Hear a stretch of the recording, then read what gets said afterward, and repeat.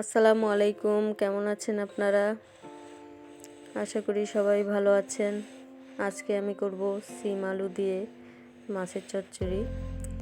এই জন্য আমি আগে সিমগুলো কেটে নিয়েছি, আলুগুলো ছোট ছোট করে কেটে নিয়েছি। এর মধ্যে আমি দিয়ে দিলাম পেঁয়াজ কুচি, কাঁচামরিচ কুচি।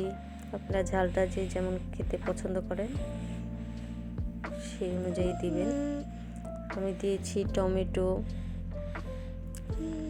এখন আমি এর মধ্যে দিয়ে দিব বাটা মশলা,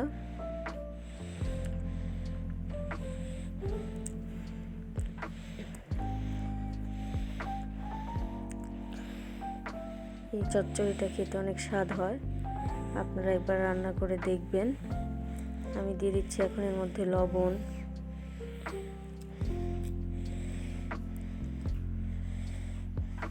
হলুদের গুঁড়ো,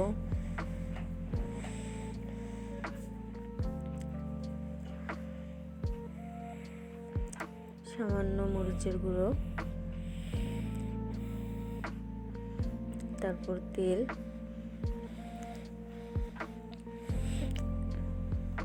এখন আমি এটা ভালোভাবে মেখে নিচ্ছি হাত দিয়ে।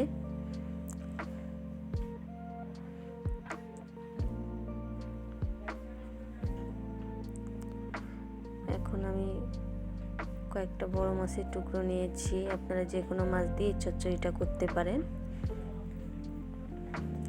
এটা আমি এখন ভালোভাবে মেখে নিব। তারপর সামান্য পানি দিয়ে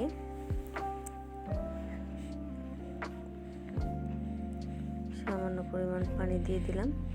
এখন এটা চচ্চড়ি বসিয়ে দিব।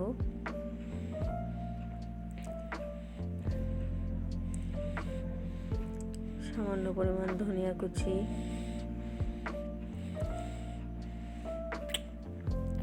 ধনে পাতা দিলে এই চচ্চড়িটা অনেক স্বাদ হয়, আপনারা একবার ট্রাই করে দেখবেন।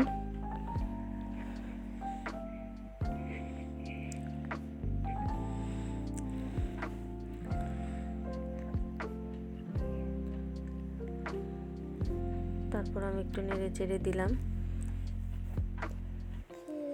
যে আমার চচ্চড়িটা হয়ে গেছে, কেমন হয়েছে অবশ্যই আপনারা জানাবেন। আমার